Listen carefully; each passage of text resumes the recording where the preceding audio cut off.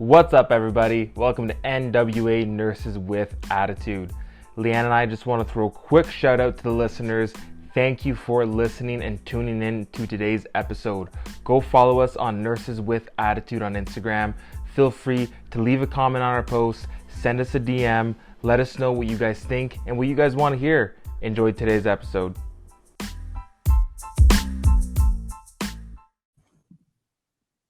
Good morning. Good morning. How's it going? Good. You sound good. How's the new mic? This actually isn't the new mic, so I'm glad that I sound good. What do you mean? It didn't So work? the problem with the new mic is that it actually sounds super crisp, and you'll hear it in the intro that it sounds pretty crisp, Yeah. but um, it's a plug-in. So if I plug in the mic, I can't hear you because it's just a one way. Oh, you So don't I have don't know. wireless headphones? I do have wireless headphones. That's what I was trying to figure out. But if my AirPods were connected and it was Mhm. plugged in, it would take the plug-in over the wireless. Oh, I see. Okay. So I'm I gonna try think to there's a figure out. way. Yeah, there's a way to change it in the settings. Ben had to show me how to do it, but I am Okay, by no means a computer genius. we all need a Ben in our lives. Yo, right? Oh gosh. We all need a Ben. But All right, yeah, man. What? so if it sounds good, I'm happy it sounds good, and Yeah, let's it let's does. get on going. Yeah, I'll turn my mic down a bit today because I find I'm still so loud, man. I don't know how far to stay away from the mic, but when I listened to the last episode, my laugh is still so outrageous. I I think can't. personally, I love your laugh, and I think the fans love your laugh. It's just like ear piercing, though.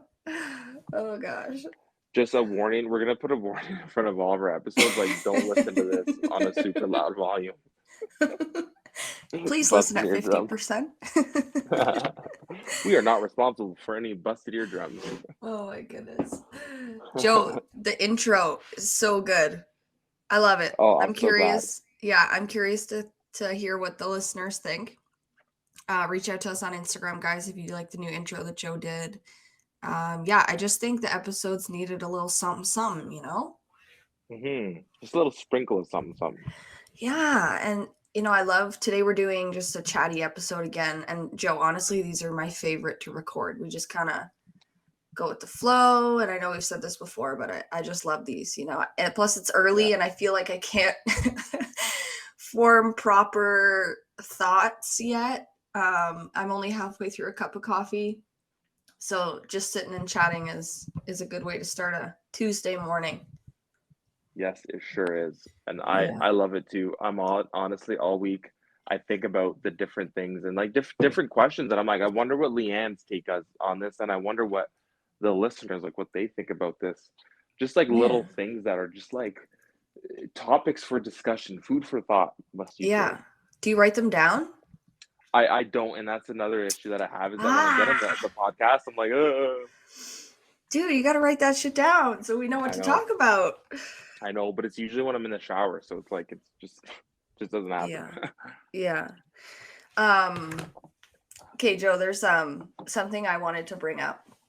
And I know that the episode hasn't aired yet, but I guess by the time this goes up, it will be up next Monday.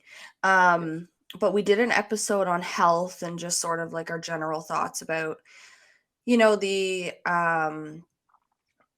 uh so like social media and how that's influenced our health and sort of new like trends and things like that. And I was listening to a podcast about manifesting, Joe.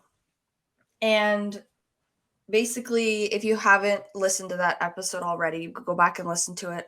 Or I don't know if it's out yet, but anyhow, basically, Joe and I both think it's like total bullshit. And, basically, our take is that when you manifest about something, let's say, you want to raise, you can't like, you don't just like put it into the universe and it happens.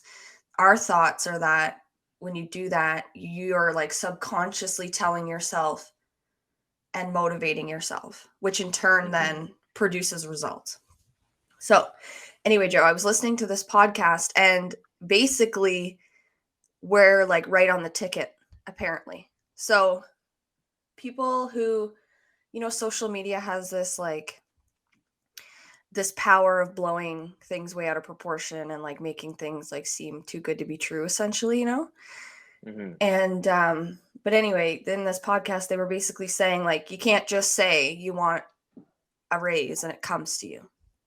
Like the whole intention with manifesting is that you're doing just that. You're like setting intentions, you're motivating yourself, and Yeah. you're reminding yourself of these goals. So I just thought that was really interesting because I don't perceive it that way on social media.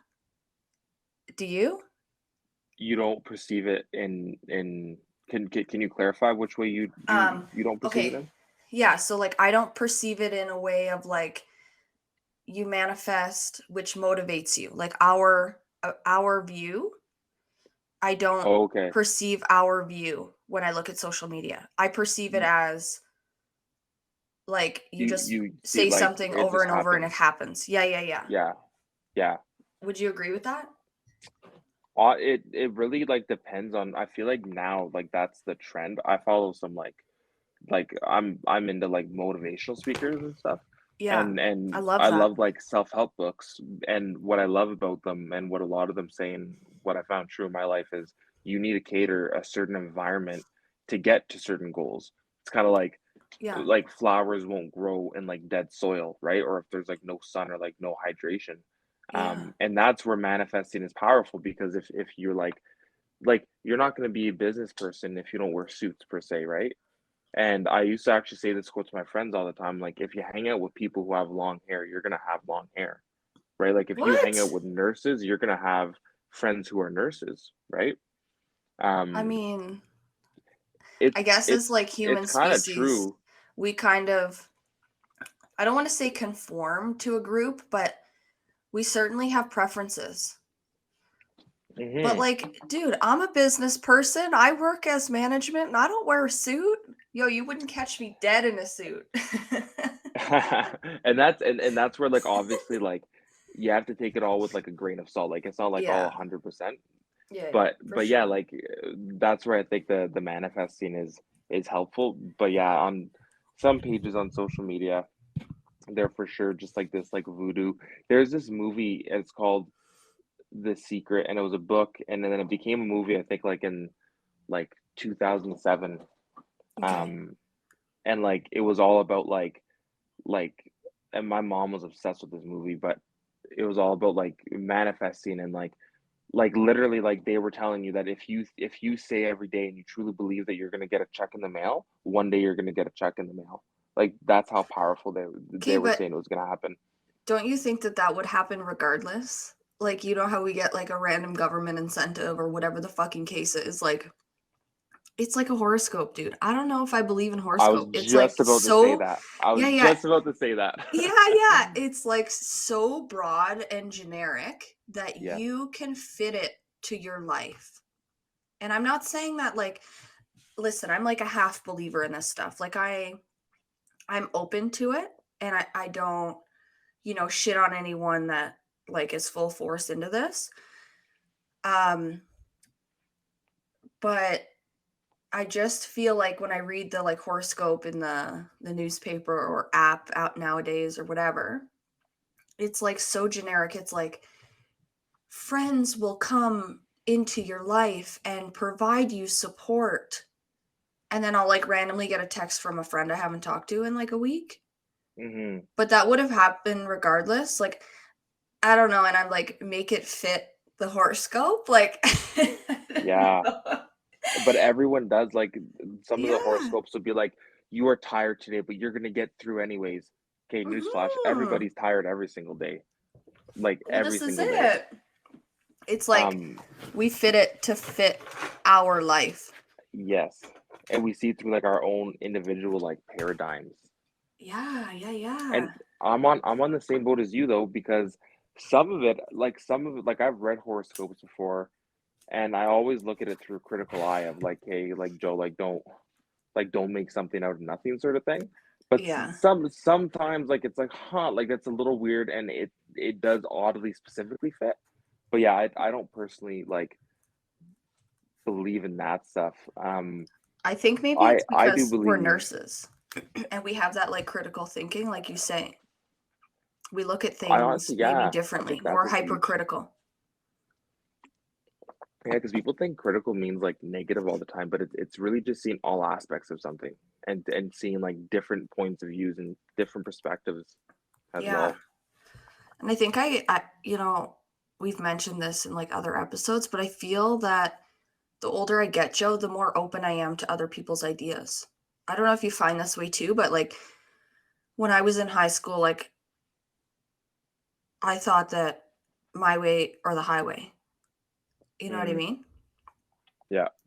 And I don't know that I would ever like necessarily challenge people on their ideals or like their thoughts per se, but now it's not that I challenge people, but like you had mentioned before, you sort of ask why. You sort of want to Bro, know their perspective, and I wonder if yeah. that skill has like developed from nursing, from doing assessments and excuse me, like just the interview process with a client. Like I say interview process, but like when you're assessing someone, you know kind of what questions to ask, and like there's no script. You know what I mean? Like you got to Hmm. think on your toes and you're asking You questions and you're do. learning, and I think that maybe that skill of, I don't know, maybe not a skill, but being more open-minded maybe was ingrained through nursing school maybe. I don't know. What do you think? I I think it's also ingrained through like experience. Like the more that you know and the more that you learn, Yeah. you like, so I think there's like this saying that a lot of people say, um, and I think it's pretty true, is like the more or the only thing school taught me is how much I don't know. And I think that Mhm. that saying is like, it's so true because it's very easy to speak on something when you don't know. Like if you only know one perspective, then you're gonna think that that one perspective is like the complete truth, and you're gonna speak. So maybe like Leanne in high school, she saw one perspective, and that was true to you. Like that one perspective was your truth because that's the only perspective that you had. But Yeah. now, you're older, you have a couple degrees under your belt, you have some experience.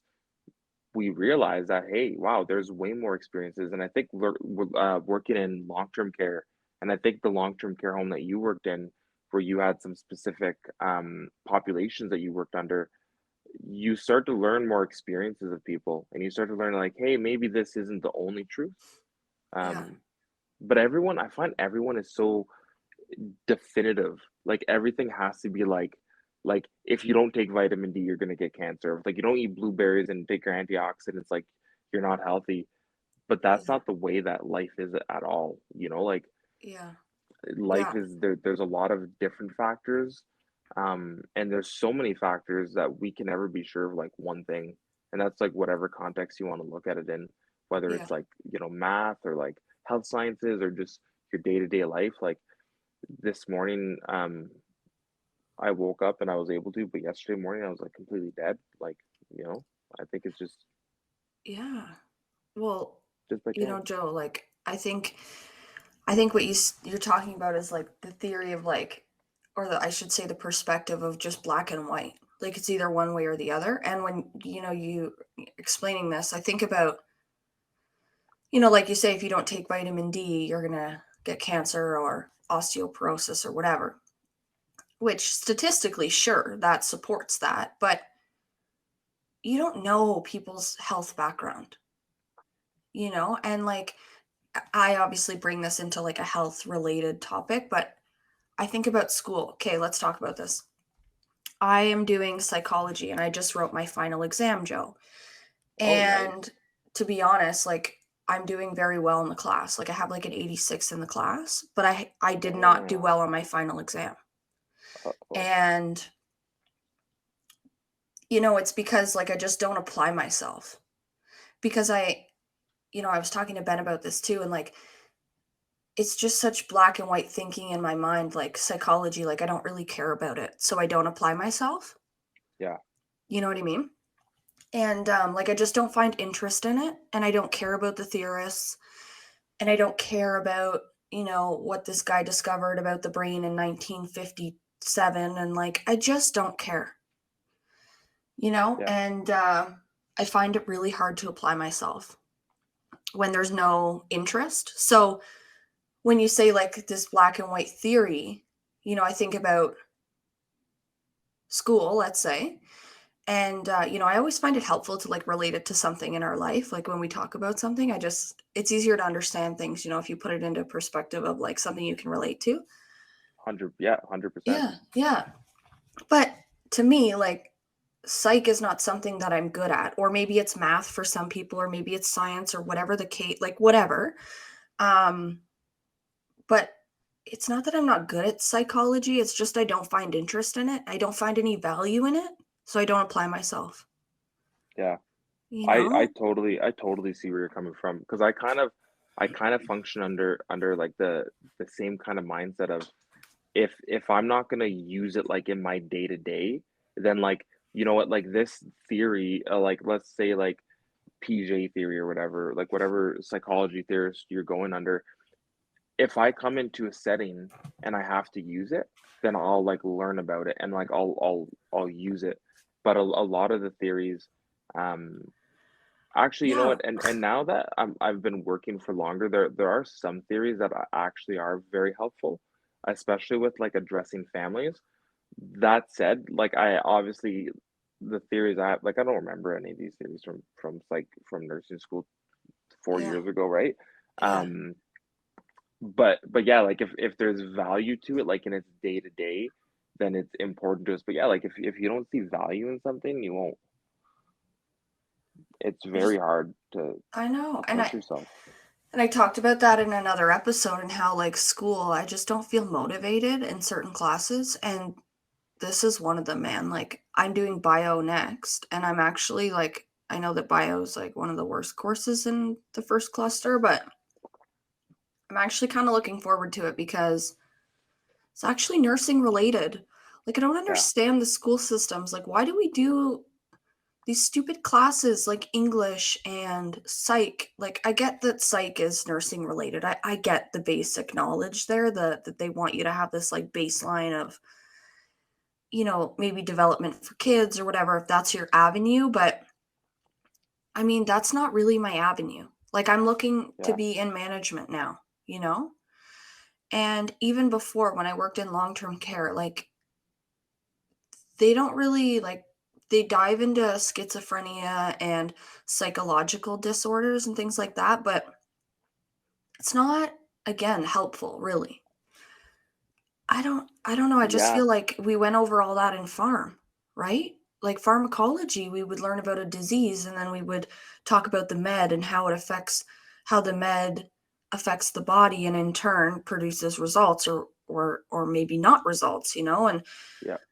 I just I'm in this like hypercritical point in my life, and I'm just like I just don't see the value in things, and like why waste my energy?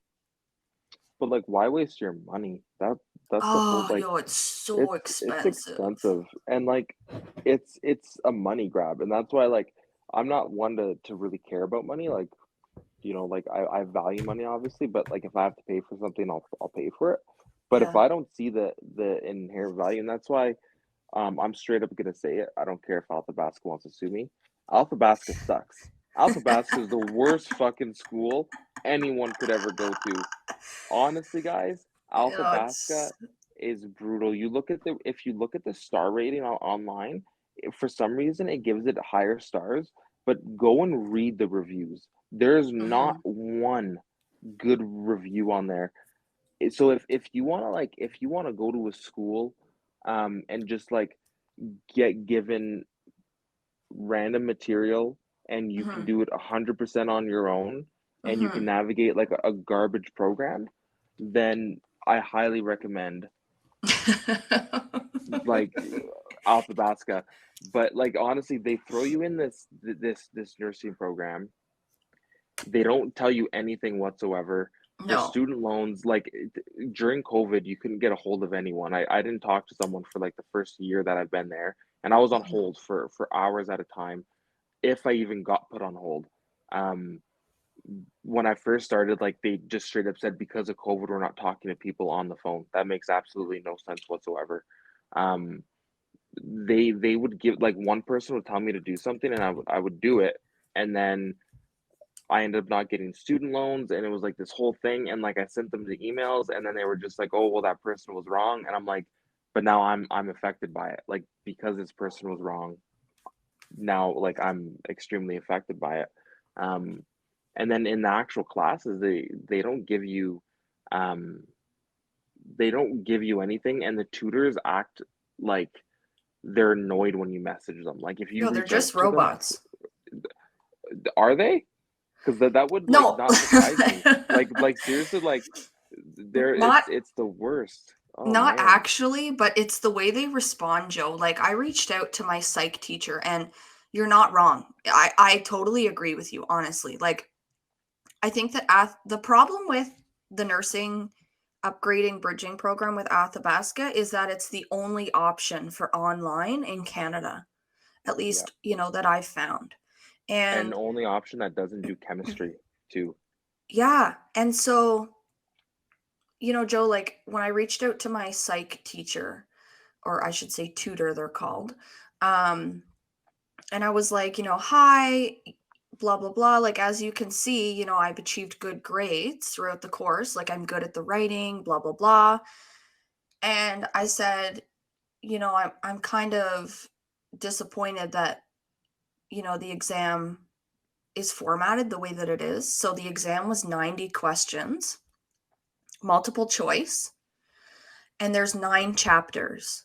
So the exam has 10 questions per chapter, Joe, which I think is fucking bullshit because each chapter is like 50 pages in the textbook. So That's a where the lot. hell are you bringing 10 questions out of 50 pages? Like that's unbelievable. Like how do you expect your students to retain this information and actually carry it with value into the real world? This is the Hmm. problem with these classes is like they're just throwing all this useless information at you. And then when it comes to the exam, you're just like bombarded with these questions. You're like, I've never even fucking heard of that, but I did all the readings. Right. Like, it's fucking ridiculous. Because there's no like, I don't know what the how I would call it. I just can't think of the word right now, but there's no like integration in your own life. Like the tutors, like some of them there will be like information like on a page, but it's like they copy and paste it from the textbook. So there's no Yeah, like you're not getting any interaction with yeah, anything. And honestly, like why would I pay $4,000 to take a course when I can Google this shit and just learn it online? Like, cause that's literally like buy the textbook for $100 I and know. just do it there, and you're paying like 4 grand, then you have to pay for the exams too. It's not covered. I know. Um, And then I have to and like, oh, a supplemental exam, not for this class, but when I had to rewrite for stats, um, the supplemental exam cost me like $250. Like, that's that's insane. insane. That is, and that's That why like is I'm insane. I'm dropping out of Athabasca. I'm gonna drop out of the I'm in bio, but I'm just dropping out of it. Mhm. And I found a university where I live in Saskatoon right now, and I'm just gonna go take the university there. It's a bit more work, like it's still 4 years, and the nursing program is like fairly intense. It's actually they said it's one of the most intense in Canada. It runs from September to August, so I only have like August off Oh, essentially. damn. And they were like, it's fully packed, and I was looking at the programs, and it's fully packed. There's a couple courses because I took my RPN Mhm. that I don't have to do, but that's just like one or two courses.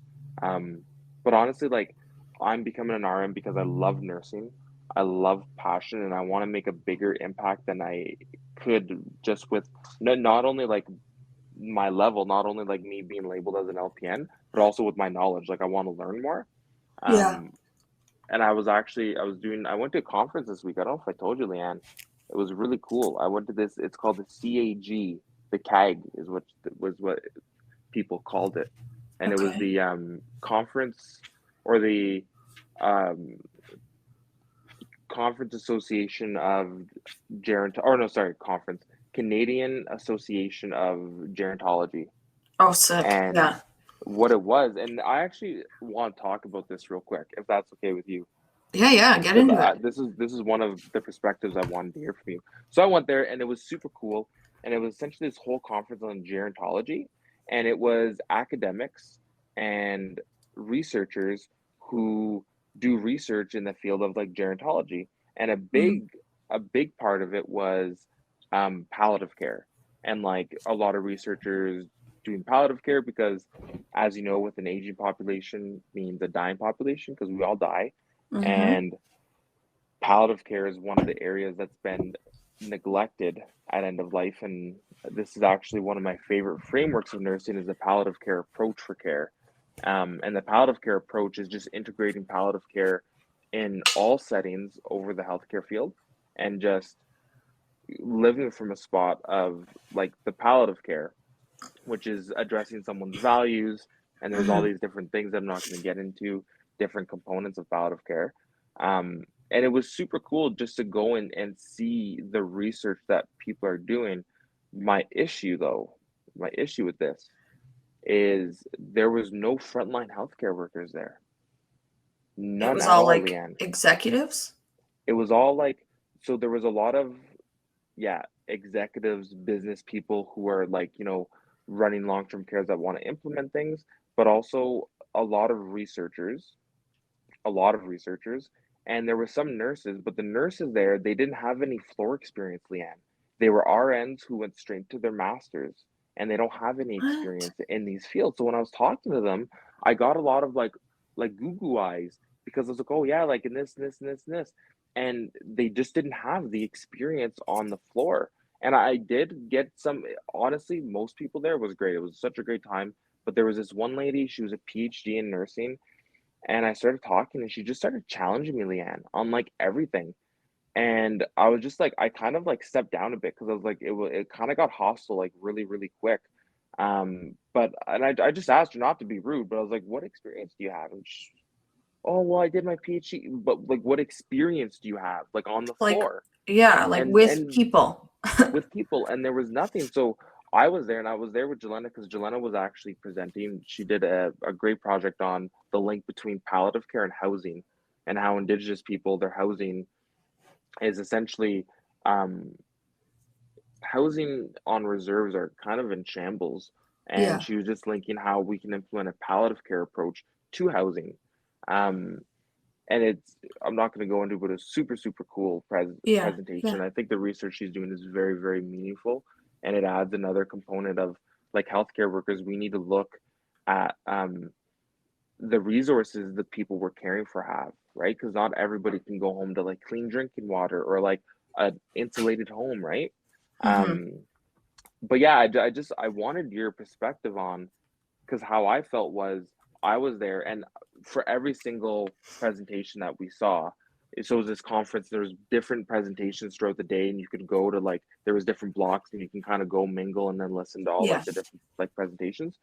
And I thought it was amazing. It was super super cool. And I was like raising my hand, and I asked a lot of questions, and I was challenging a lot of people too, because Mhm. a lot of these researchers they're researchers, Leanne, and it's important. Researchers are so important to have, but they were talking on one side of the story. There There's was like this one, bias. 100%. There was one researcher, and she did this research for like in a LTC where she was interviewing PSWs, and there was behaviors that she identified that aren't the best behaviors. And these behaviors, Leanne, if I tell you them, you're gonna say, yeah, like that is true, and not condoning it, but it's a truth. And these are the way that not everyone, but some people act, just in Mhm. terms of just in terms of like some unhelpful like behaviors, like talking about someone right in front of them like they're not there, Yeah, yeah. right? Yeah. Stuff like that. And that's not okay. It does happen, but she was framing it in a light of like, Like, and she said during her presentation, she was like, I can't believe these people were so honest with me. Like, they were just telling me all this stuff and I didn't even cue them. Like, they were just pretty much admitting and like confessing to like all the things that they're doing is bad.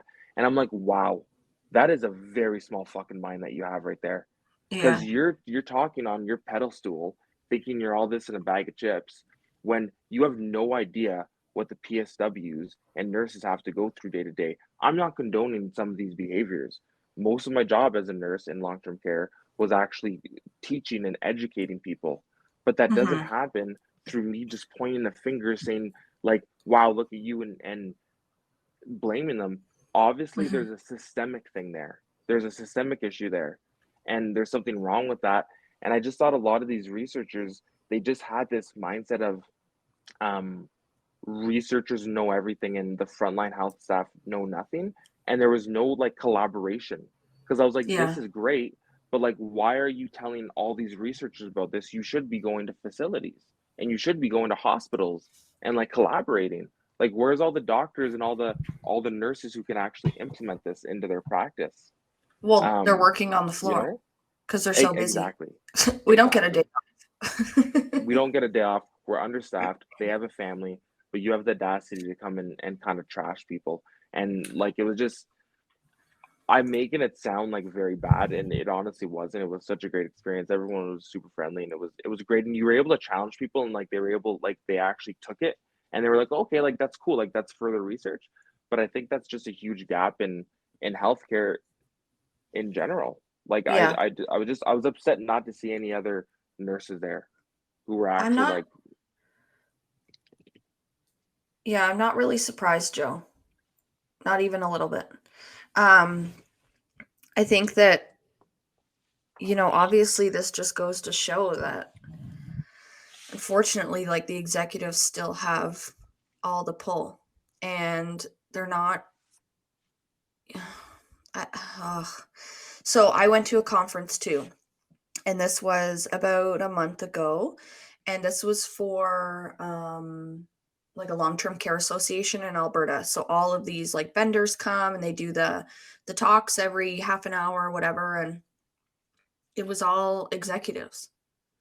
It was all um I had a couple director of cares come through, and but it's basically just like a business. Like nobody was mhm, really interested in talking about nursing, and nobody had any floor experience, and it's all just men in suits. And yeah, I'm not really surprised by this at all, Joe, honestly, because you know, executives, like I don't want to talk shit, but half of them aren't even really nursing educated. mhm, And that's fine. There's nothing wrong with that. And I think obviously in order to be in a management position of like that type of scale, you need some sort of like, I guess, bachelor degree or whatever the case is. But they don't really have the like real world experience, like you say, Joe. And they're very one track minded, and it's usually related to money. yeah. And I understand that, we do need people like that in our healthcare system. We do. Um, but like you say, it's so one-sided. Yeah, you need both sides of it. Like, Right. And you need the nurses just as much as you need the executives and researchers, but right. it And really means nothing if you don't collaborate. well, this is it. It's like all these people were talking about like building business partnerships and like providing support to facilities or like whatever. I mean, that's why we were there, was to be able to offer our services to provide support to facilities, like in terms of casual staffing. But like not once did I have a conversation with someone that was about like the quality of care of residents. Like why Yeah. would you pick our home care? Because I care about the quality of the care that you're giving. Hmm. Would you hear that from any other nurse case manager? Probably fucking not. because all they care about is the numbers. I don't just care about numbers. Numbers are good. Don't get me wrong. We need obviously business. Yeah. But you know, Joe, like these are people. And I always strive to like find a good healthcare aid for a client. And like I don't know if that's just because I come from the floor background and like I can see the difference in a resident when they have a shitty caregiver or they Mm-hmm. don't connect for whatever reason. You know, it's not about just like building business. Like I get that there's people that I don't know how to put this into words. I'm struggling a bit, but I understand that the healthcare system it's a business. It really is. Just like anything else, but they're not accounting for this huge population of people that work on the floor with these people. They're not including these people in their research, like you say. Mm-hmm. They're so one track minded. And honestly, like if they just were more open to the idea of including, I don't know, these perspectives or experiences of floor staff, then things might actually change. Like, Yes. if an executive had to go and work on the floor, there's no Oh, fucking they way would they could leave. get anything done. They'd be like, Oh, for I sure. don't have time for this. I don't have time for this. Like, Yeah. it makes me so mad. I Like, miss my break. Like, yeah, we all miss our yo, breaks all the time because there's like way too yeah, much stuff to do. my boss at the long-term care home that I used to work at, um, I used to challenge the management there so much. So I want to tell you this story, Joe. The So I worked on a 40-bed unit. And so as the nurse, there was 2 med carts usually, 1 per hallway. So we had 20 residents each that we would give meds to, but then we had all these treatments. We had to do 2 cares in the morning. It was a lot.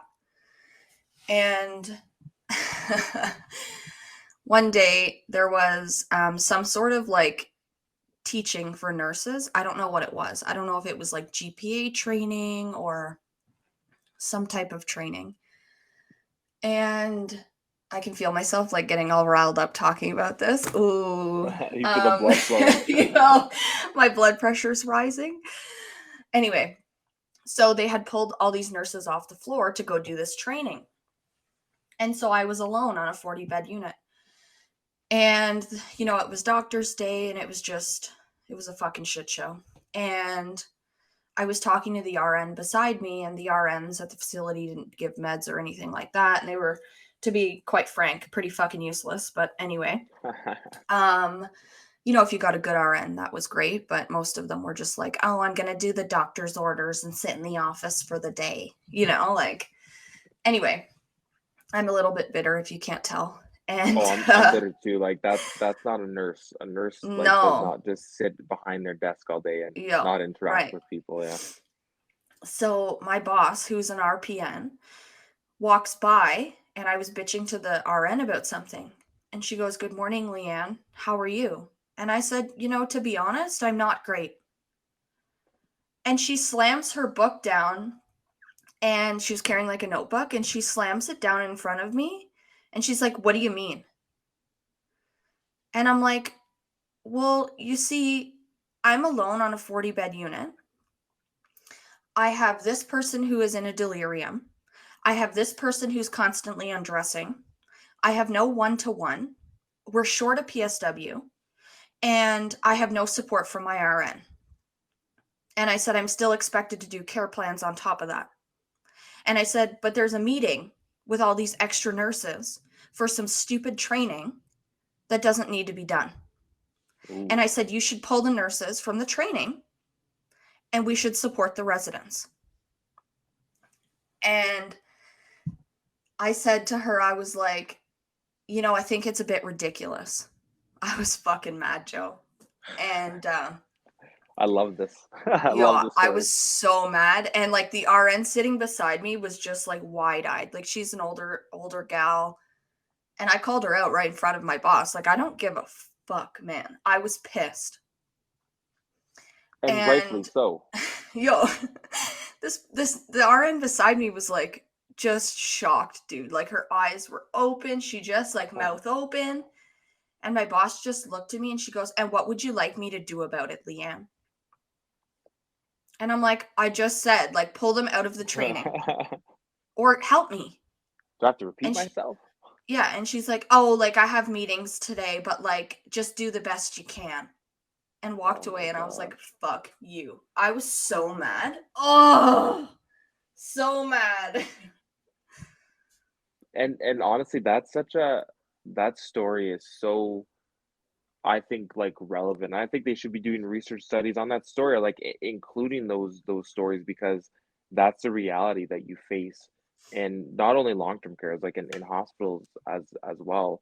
Um, Leanne, I don't know if you noticed this or if you guys got the memo, but like a great example, just going off your story of how the government doesn't do anything about anything, is that during COVID, everyone was short staffed. Okay, I worked at a non for profit and Yeah. probably lowest pay in all of Ottawa.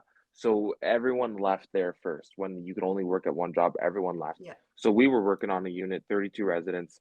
Um, Honestly, some days, Leanne, two PSWs and one nurse. I've worked one PSW and me on an That's evening shift, insane. That's and not it was, safe. and it's not, it's unacceptable. It's not okay. But that was the reality, and we had to make it work. Now the management staff at our facility, they were actually pretty good. Some of them would even stay in the evenings to help, like for like dinner. And they were really trying to switch from the, we had got this new DOC and she was just absolutely amazing. I'm still in contact with her today.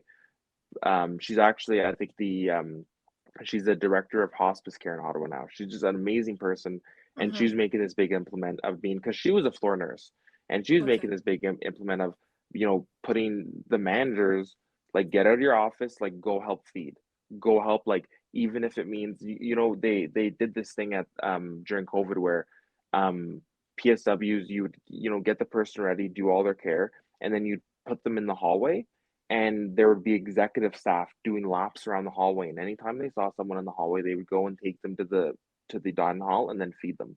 It was amazing. It was just, it was, Wow. yeah, it was great, right? Like, it was just really, really good.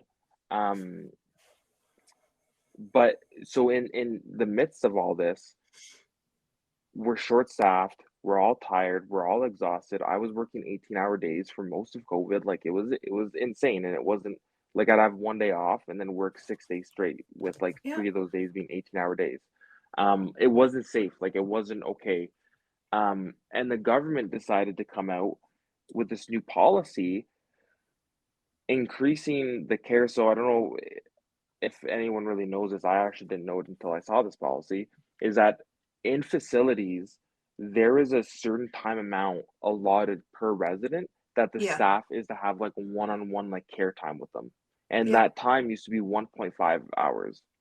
Mm-hmm. So during each shift, each 8-hour shift from nurse, the resident is allotted 1.5 hours of care from that person, Mm-hmm. um, which isn't met. Like, that's not met. Oh no. Maybe for like one person, but like that is not met. So they saw that, okay, residents are suffering and people are suffering. So instead of looking at the real issues, they just increased that number from 1.5 to 3 hours per person. And But the never increase the managers, staffing ratios. they don't increase the staffing, they don't increase the pay, they don't increase, hey, maybe we can build a daycare in the empty huge room that we have to help these mothers and fathers be able to come to work and know that their kids are being taken for, like, say, being taken care of. Yeah. They don't look at anything, but like they literally looked at me and they put this piece of paper in front of me, Leanne, and they were like, "So yeah, now we need to spend 3 hours." And I'm like, if we didn't meet the first quota of 1.5 hours, what makes you think? Like, you know what they were doing, Leanne? They were manifesting. They weren't doing anything. They Yo, were just for manifesting. real.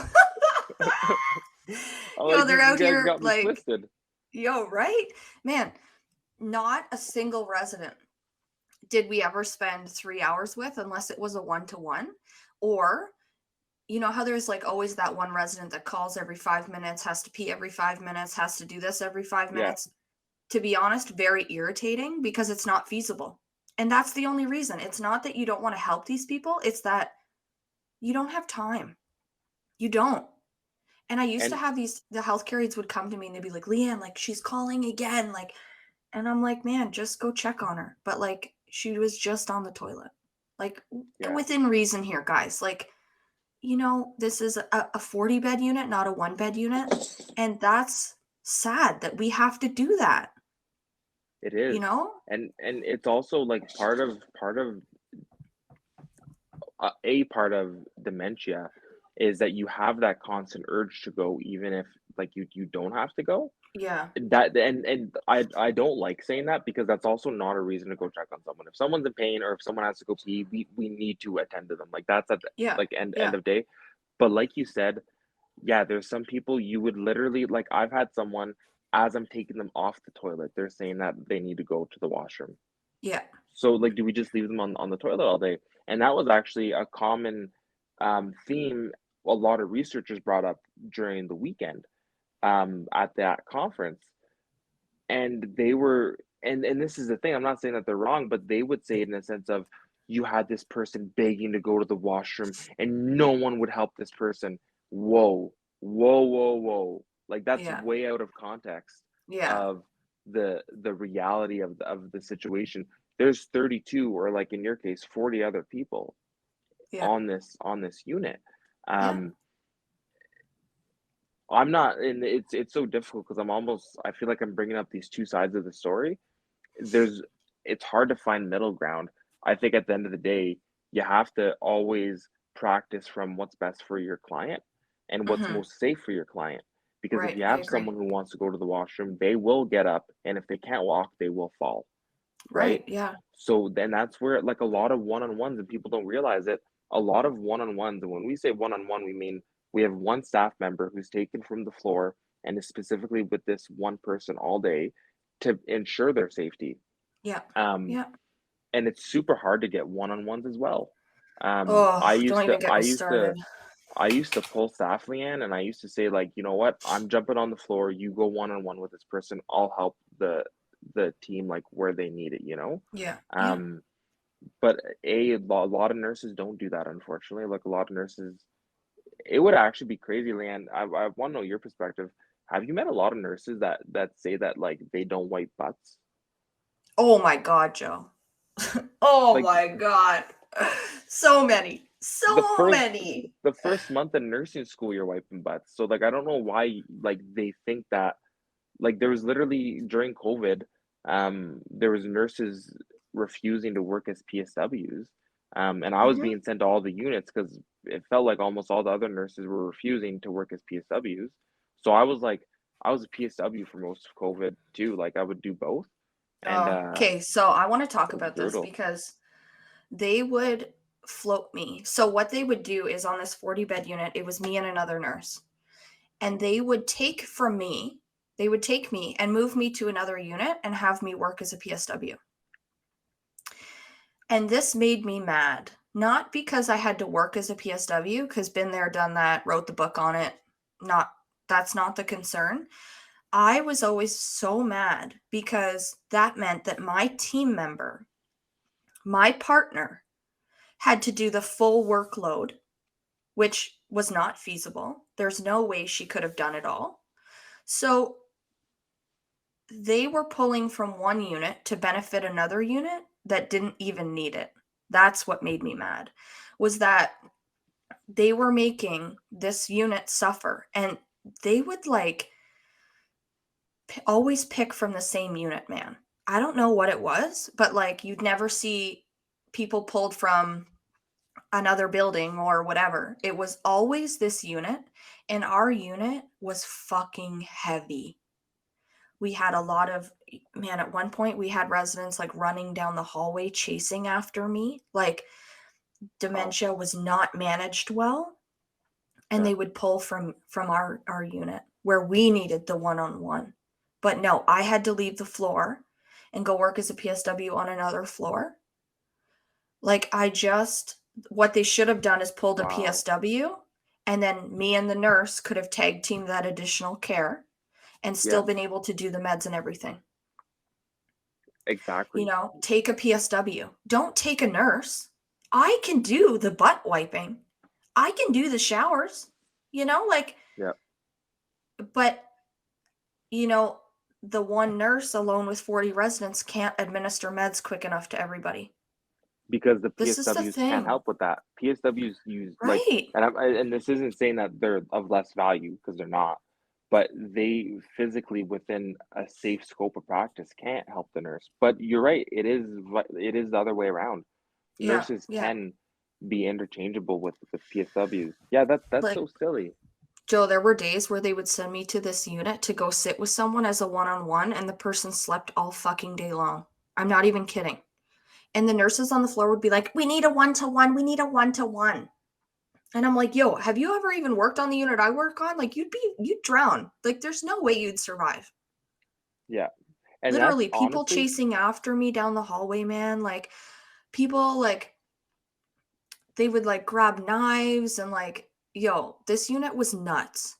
Someone would fall, like, every shift. There was some resident that was, like, in a total delirium and, like, just totally out to lunch. But we couldn't do a one-to-one because we were always denied it, or we don't have the staff for that, mm, or, and it's just like, oh, so many times I wanted to switch units. Like, it was insane, dude. I don't that's know what it was. And also, I have another gripe here I want to bring up. So when they admit someone to long-term care, they don't look at the current residents on the unit. So in nursing, we have something called RAI, RAI, which essentially, when we do the charting, when the healthcare aides do charting or nurses do charting, they are um, putting into the system what the capacity of care is required per resident. And then that is sent off to the government to say, okay, we need funding for this much, blah, blah, blah, whatever. Just like general umbrella here to explain. So when they admit someone, they don't look at the RAI assessments. They don't look at the current staffing of a unit. They don't look at the current needs of the residents on the unit. And so in doing this, all they look at is, oh, there's an open bed. Okay, that's fine and dandy. But I have 32 out of 40 residents that are full lifts, full cares, that can't walk, can't mhm. communicate, can't feed themselves. And you want to give me another when my staff can't even do the 32 that we have? And then you go to another unit where they're all independent and they're all walking around, they're all going for cigarettes, and like, why don't they look at I don't know what the word is, but the capacity of the unit? Why don't they spread Yeah, out the love a little bit? Like, spread out the load. And yeah, like dude, I totally hear you and agree with that. And another aspect is um they put people on a unit that are like completely different from each other. Like they don't right. look at like like putting two elders together versus like putting like, I've seen people where there's like five younger people, let's say they're all in their 50s on one unit, and then there's like a 45-year-old on one unit, but he's with all the people who have like dementia and all the people who have like increased, or decreased cognitive ability. So this person can't talk to anyone the whole day. Like they're just sitting there in the midst of Yeah. like the whole entire unit is just saturated with decreased cognitive level. Um, yeah, and on like that was another thing that was brought up at the conference, Leanne, was and this is what I'm saying, like there's a lot of helpful things. Um, but like what are we gonna do with it? Because the nurses know this. Like you didn't have to spend like $10,000 to conduct research. You could have just asked any fucking nurse on the Well, like this is the any nurse honestly, would tell you like, yes, this is an issue. So why are we having this huge conference? And the right. conference, I didn't have to pay for it, but like it costs for people to go there, Leanne, it costs $550 Yeah, I per know. It's admission. not And cheap. that doesn't include like your hotel and everything. Um, The thing is, and Joe, is and like, that's just again, it just comes down to like management, not it's not I don't know that it's necessarily that they're not aware, but Oh, like so I had the PSW manager and I used to challenge her too. So there was a manager for nurses and there was a manager for PSWs. And she would be walking down the hall and I would say, "Oh, hey, can you come help me transfer this resident?" And I know damn well that she's trained to use a lift. So this was a sit to stand lift. The resident was getting off the toilet and I needed help and my healthcare aides were busy. And she said to me, "Well, where's your team?" And I said, "They're busy with other people. Can you please help me?" And Why? she was Well, like, I'm just gonna stop you there. I don't think that it's appropriate for any person in healthcare, by the way, that if someone, nurse, PSW, anyone asks you help for a resident, they should never question. Like "I I know. personally don't think anyone should ever be like, well, like no, like we're someone else. If you're trained to do it, then you're going in there because it's not about you, it's about the person. Man, I agree." And this was the PSW manager. And she's like, "Well, where's your team?" And I'm like, "They're all busy." And I said, "It's a sit to stand lift. I just need 2 people." I said, "You don't have to do anything. Just stand in the damn room." Like, really? You know? She's like, "Fine." And she like walks in the room with her heels on and she's like, "Oh, hi, blah, blah, blah." And like talking to the resident. And the resident's deaf. Like, she has no fucking idea about this person. And I'm like signing to this person, like stand up, like with my hands, like raising them up to say, "Okay, we're going to stand you up now." You know what I mean? And I would like show the brief and I'm Yes. like, "Okay, I'm going to put this on you." Like the person couldn't hear. And the manager had no fucking idea, man. She's in there just like talking away to this person. And he's like looking at her like, "Dude, I can't hear you, you know?" Yeah. So it just goes to show, like, I understand that they have other things going on behind the scenes that we don't get, that we don't see. I get it. I see that now in a management position and I understand that. But I always make a point to know my clients. She didn't even know anything about this person. She didn't even know how to use a sit to stand lift. And I'm like, "You are the fucking manager. Not only did you challenge me as a floor nurse," which was like, I think her way of like asserting herself, like she was kind of an asshole, you Mm, know? okay. But you didn't know how to use the lift. You didn't know the resident. Like, what the fuck good are you, honestly? Like, just Yeah. go do your paperwork. Like, it just makes me so mad, Joe, and I get all like, yeah, I get feisty. Yeah, Like, but you my know what? blood Like pressure is high, honestly, dude. rightfully so though, because there's a disconnect between, management and the floor staff. And I think, and this is for me and you, like I'm speaking on both of our behalves, because unfortunately, not all nurses see this way. But I think that at the end of the day, it's 100% for the residents. And if you can care for the floor staff, and even furthermore, if you can understand where the floor staff are coming from, and understand that our goal is just to help residents, then or help patients, whatever setting you're in, that's when we can make sustainable actual change rather than Yeah, just focusing on like one aspect. Just to yeah, go back to like one of the stories you told about them pulling you from like unit to unit. Um, that used to happen to me all the time, and I just found it really funny that you mentioned it because they would pull from the behavior unit, from the lock unit, hmm, and get people to go work on other units that it was more like just a care unit. Not saying it wasn't heavy, like there was units yeah, that they yeah, had yeah, multiple lifts, and but it was a care unit. Like you do the morning care and then you kind of get that little bit of a break where you can do your documentation. Whereas on the locked unit, you don't get a break to do like documentation. yeah, Um, if you do, you have the PSWs, and even me as the nurse, I would bring people to the nursing station and I would say, "Here, sit down." And yeah, yeah, I used to get music going, Leanne. I used to have cards yeah. out. We used to play Oh cards with yeah. people. I'd get like painting and stuff. Like I would do rec stuff with Yo, the man, I'd make them residents. fold laundry, like, anything. For real. Start putting them to work. But you know Yo, what? I'm like, "I need these organized. Can you organize them?" And they're like, "Yeah, sure, Yes, no problem." but people want purpose as well. Yeah, of You know, course, we yeah. we had this one lady. She was amazing, and she was independent. She just, it got a little hard for her to live at home alone, so she was in this facility. she used to come out early. She would clean the tables. Like if she saw us cleaning the tables, Leanne, she'd be like, "Oh, don't be silly! Like give me that," and she would go and clean the tables. Um, she would see residents who needed a hand, and she would go and give them a hand. Um, to a safe extent, like she wasn't toileting anybody, but I mean, just like in like the dining room and stuff. Yeah. Um, but that added so much purpose for her and her life. You know what I mean?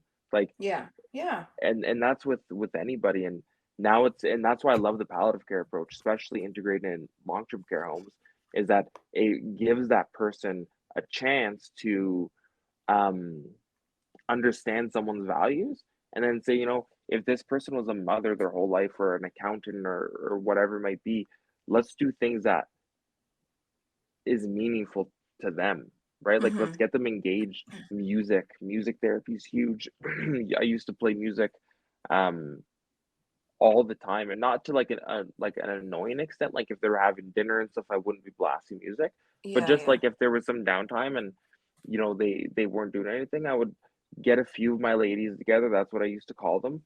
And I had like these ladies, my ladies, and they would just always every day sit at the nursing station. We had like this big round desk, and we would just Hmm. like listen to music and like chat, and we had Yeah. such a good time. Like it was like they were probably my best friends during COVID, and we would just have this like great time. And that's what long-term care should be, Yeah. Yeah. is I being agree, able to man. do that, you know? It's maintaining their quality of life even to the end.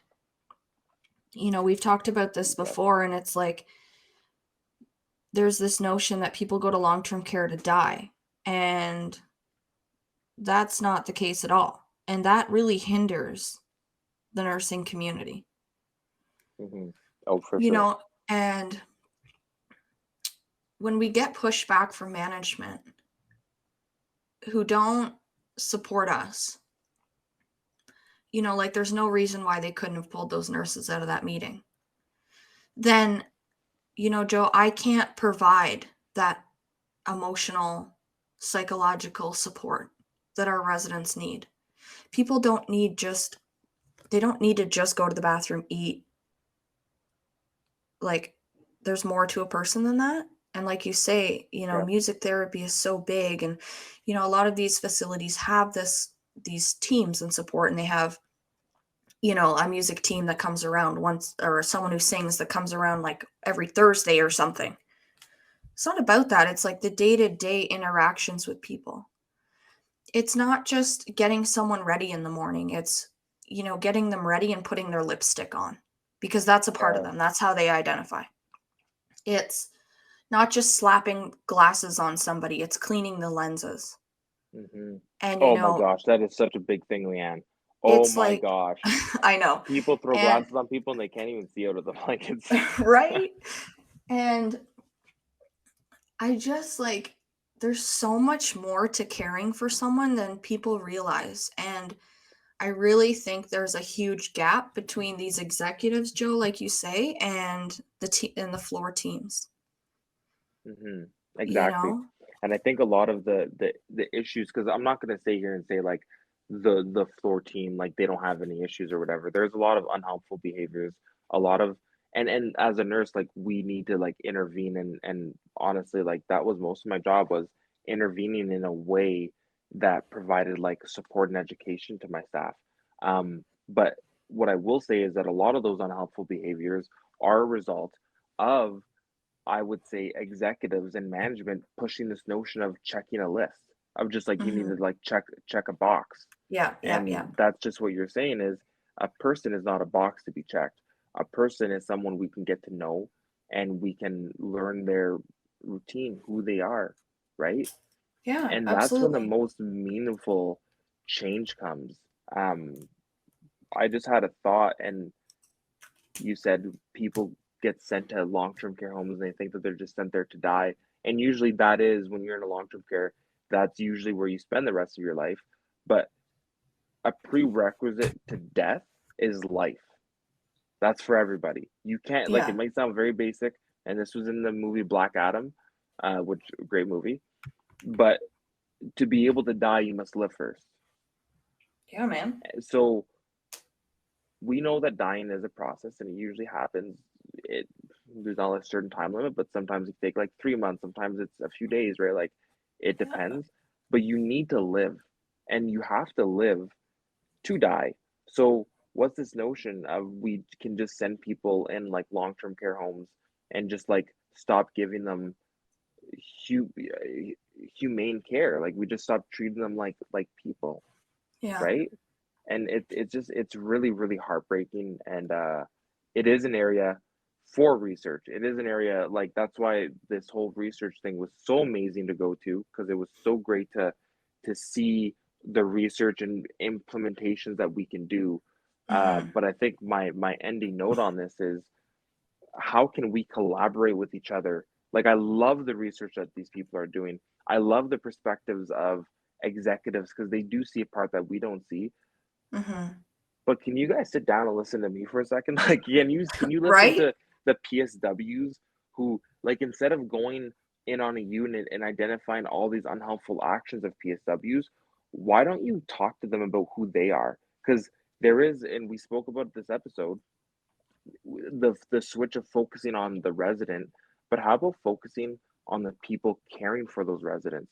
Because Mm-hmm. their life experiences and what they're going through does impact that. It does Yeah. 100% impact that. So I had this just one more note. I had this one staff member, and I hadn't met her before. I was floated to this unit, and it was such a busy day, and I wasn't even supposed to work that day. Um, I went in for a meeting because I started this palliative care initiative at my work.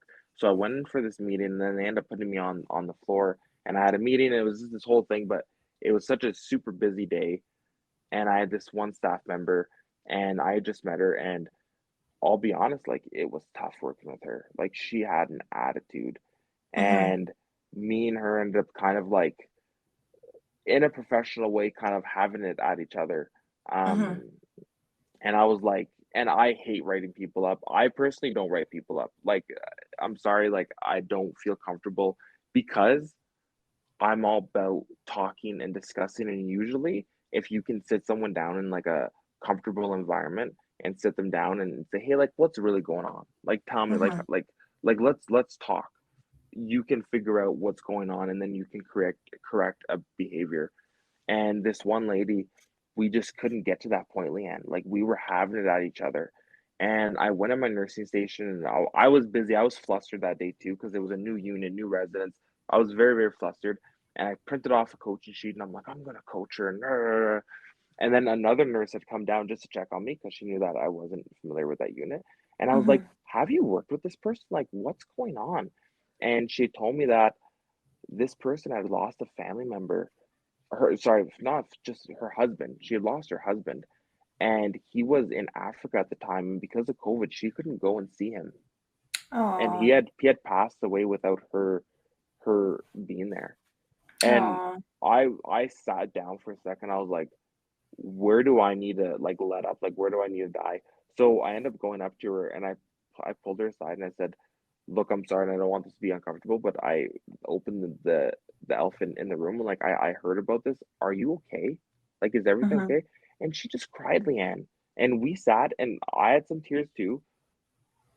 And then we got over it. You know what I mean? Yeah. And I can't say that she got over the fact that her husband died, but the tension between us, that was resolved, and we were Yeah. able to, and the whole team, um discreetly and with her permission, like knew about this, um and we just kind of let up on her a little bit, and we understood. So whenever we were, whenever there were situations would arise, we would just handle it a little differently, knowing the circumstances, because that's extremely heavy Yeah. stuff Yeah, of course. to be going through. Then again, it doesn't mean giving an excuse to be mean to everybody and giving an excuse to be, like, be mean to me. That's fine, I don't really care, but like, I mean, be mean to the residents. um Yeah. Yeah. but that's how we get over that. We don't get over that through like coaching or through like, throwing our perspectives on someone, but just generally getting to know someone. Yeah, exactly. Yeah. But do you have any ending comments, Dan? Joe, honestly, like I have so much more to say on this topic, but we're like already over at an hour. But what It's a good topic. we could definitely like do another. I love these chatty episodes. We get into like such deep topics without intention. Honestly, we just kind of spiral, and then Leanne gets angry. Her blood pressure rises. Then, but anyway, I think that was an awesome episode. Is there anything you want to end on, Joe? We're just two very passionate nurses, guys. So if you Yeah. listen to this and we trigger you at all, just like let us know, and I hope you share the same passion that we have, because we are coming from a good spot. And I know Yeah, for for me sure. and Leanne, this isn't about targeting anybody or like blaming anyone either. No. It's just seeing a perspective of the Mhm. healthcare system. Yeah, for sure. And yeah, we got a lot to say. We have a lot to say, and you know what? When you get people who aren't heard, that's when they can speak the most. Yeah, for sure. All right, guys, thanks for listening. Don't forget to check us out on Instagram, nurses.with.attitude. And don't forget to follow us on Spotify, share with your friends, and we'll catch you next week. See ya. Bye, guys.